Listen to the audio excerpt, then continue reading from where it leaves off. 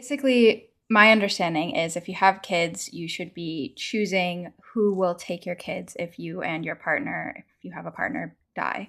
Yes, it's really important for you to think about who you want to name um, as a legal guardian of your children. And there are two pieces to this. In my opinion, you want to name a guardian for the child, like the person, and then a quote unquote guardian for the money. And Okay. they should not be the same person. So when you're thinking about guardians, kind of similar to the executor or like any of these roles, you want to think about who is the best person for that job, right? A lot of people often say, well, if I'm going to be gone, I want it to be my mom, for Hmm. example. Just because maybe your mom is very involved in their life, uh, she still may not be the right person. Keeping in mind the age when you're making that choice, um, it may not change your mind, but it's just a factor to consider. The other thing that we really recommend is that you never name like two people together.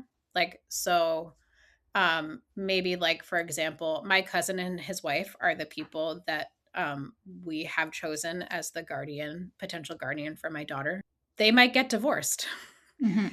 And that creates or could create a really big problem for your child. And then who is responsible for the care? How is that going to be managed with these people who are no longer living together? So instead of naming them together, you pick one and name them first, and pick this other one and name them second. Again, we'd like to name at least three people.